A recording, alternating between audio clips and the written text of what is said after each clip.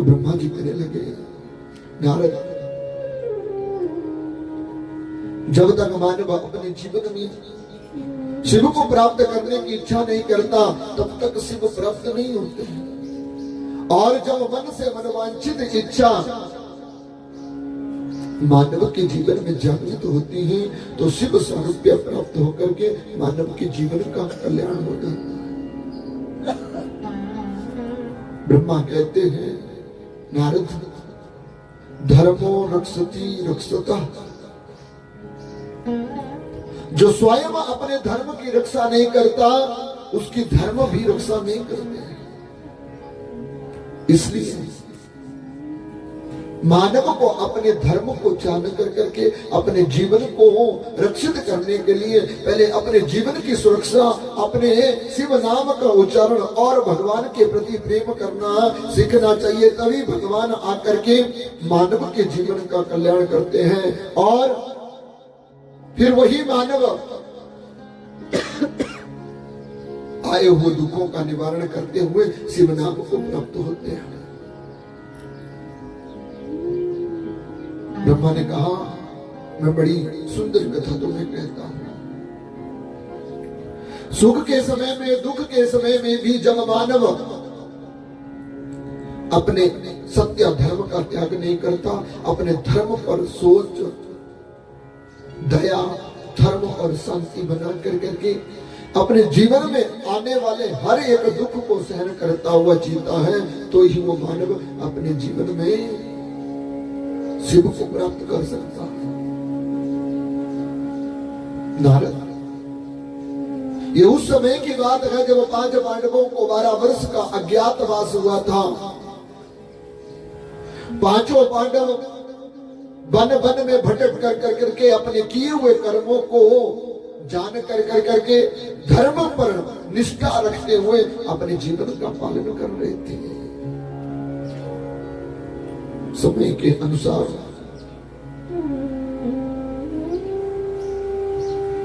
5 पांडव जब वन में भ्रमण कर रहे थे तो भ्रमण करते हुए दिन का दोपहर का समय था।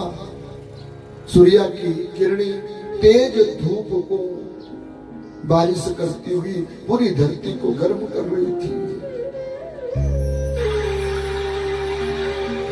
नगर पांव जंगल की कंकड़ पथरीली भूमि और 5 पांडव उस भूमि पर भ्रमण कर रहे हैं। 12 बजे का जब समय हुआ तो कुंती जीवन की प्यास को कहती है, अपने बड़े पुत्र युधिष्ठिर से कहा, पुत्र, अब मैं चलने के लायक नहीं हूं, मुझे प्यास लग रही है।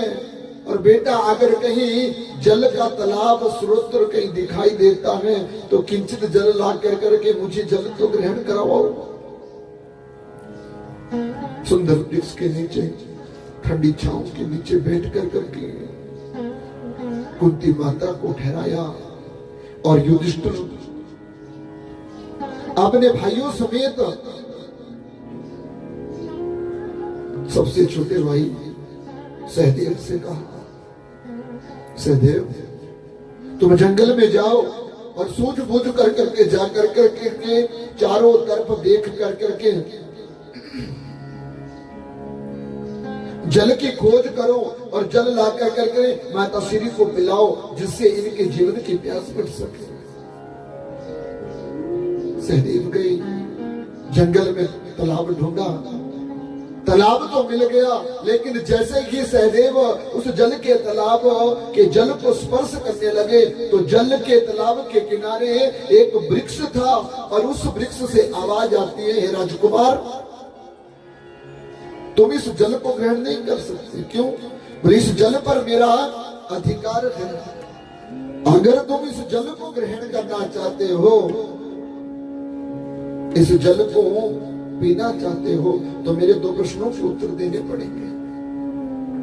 सहदेव ने आई हुई आवाज का ध्यान नहीं किया और जल को लेकर के उसे पीना चाहा। जैसे ही जल को स्पर्श किया, सहदेव बेहोश हो जाते हैं। जब सहदेव बेहोश हुए,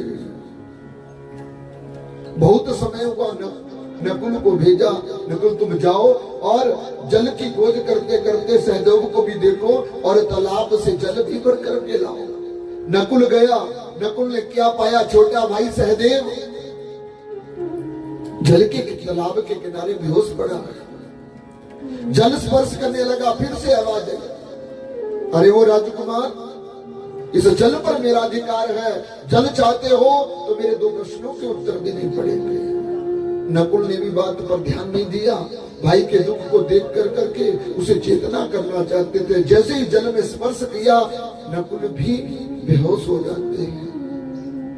अर्जुन आए, अर्जुन के साथ भी वैसा हुआ, भीम आए, भीम के साथ भी वैसा हुआ।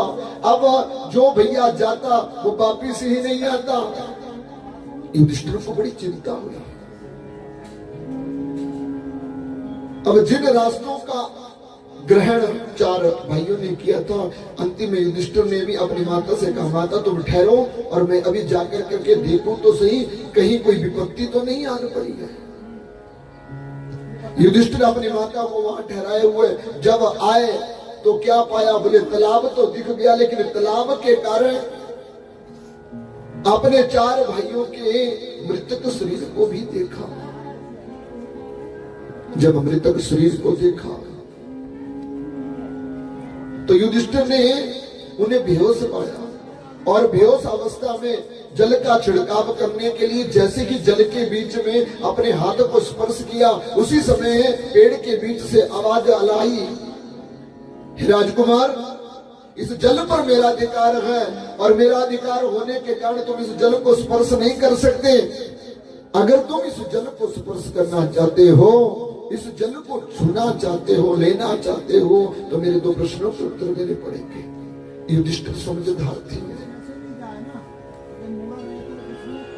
बुद्धि का ज्ञान रखते थे और बुद्धि का ज्ञान होने के कारण युधिष्ठिर ने जल को स्पर्श करने से पीछे हट जाते हैं और हाथ जोड़ करके कहा, महाराज आप देव दानव यक्ष धर्म कोई भी हो, मुझे क्षमा करना, मुझे नहीं मालूम था कि आपका अधिकार, और मैं नहीं चाहता कि मैं किसी का अधिकार छीन लूं। यक्ष ने कहा, महाराज अगर तुम इस जल को ग्रहण करना चाहते हो तो मेरे दो प्रश्नों के उत्तर दो, उसके बाद तुम्हें जल मिल जाएगा। युधिष्ठिर ने कहा, महाराज आपका अधिकार होने के कारण मैं इस जल को ग्रहण नहीं कर सकता हूं, और आप कह रहे हैं दो प्रश्न तो पूछो, मैं उन प्रश्नों का उत्तर देकर के अपने जीवन का कल्याण तो करूंगा। यक्ष ने पूछा, धर्म की गति क्या है? बोले संतोष। कलयुग के रहते हुए मानव को दुख विपदा अगर पड़े तो मानव को क्या करना चाहिए? बोले शांति। यक्ष के दोनों प्रश्नों के उत्तर जब बड़ी पवित्र ढंग से मिले तो यक्ष उस वृक्ष के बीच में प्रकट हुआ और कहने लगे, बोले युधिष्ठिर तुम बड़े धर्मात्मा हो, दूसरों का अधिकार दे करके तुम अपने दुख के जीवन को, धर्म को नहीं भूले, इसलिए तुम इस जल को ग्रहण करो। युधिष्ठिर जैसे जल को ग्रहण करने लगा, अपने भाइयों पर छिड़काव करने लगा, तो यक्ष ने कहा, बड़े दुख की बात है, दुख की घड़ी में तेरे चारों भाई मृत्यु को प्राप्त हो गए।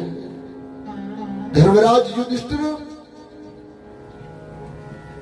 मैं जानना चाहता हूं तेरे गुणों को देख कर करके तुझ पर दया करते हुए तेरा एक भाई को जिंदा कर दूंगा, तो बताओ मैं किस भाई को जिंदा करूं? अब युधिष्ठिर ने मन ही मन में सोचा, सोच करके उत्तर दिया, बोले भाई आप अगर मेरे ऊपर पुरुषार्थ करना चाहते हो, मेरे दुख को देख करके आपके अंदर दया आ गई है, तो मेरे नकुल भाई को जिंदा कर दो। यक्ष ने कहा, 100 कौरव तेरे परिवार का अंत करने के लिए खड़े हैं, भीम अर्जुन जैसे बड़े बड़े हैं धनुर्धर पहलवान भाइयों के साथ रह करके तुम 100 कौरवों को युद्ध में जीत सकता था, लेकिन तुम इन दोनों को छोड़ कर करके नकुल को ही जिंदा क्यों करना चाहता हो? युधिष्ठिर ने बड़े सुंदर भाव से कहा, महाराज जीवन में बल, कर्म, गति सब कर्मों के अनुसार प्राप्त होती है। कर्मों से प्राप्त की हुई गति के अनुसार मानव अपने जीवन में सुख और दुख भुगतता रहता है। कौन किसका शत्रु है, कौन किसका मित्र है, कोई नहीं जानता। जीवन में सुख और दुख मानव के निज कर्मों के कारण मानव के जीवन में आते हैं। इसलिए मैं अपने धर्म को जानकर कर करके महाराज नकुल को ही जिंदा करना चाहता हूं। यक्ष ने कहा क्यों? बोले जैसे कुंती का पुत्र युधिष्ठिर जिंदा है, वैसे ही मेरी दूसरी मौसी, मेरी माता, उनके हृदय में ये बात ना आए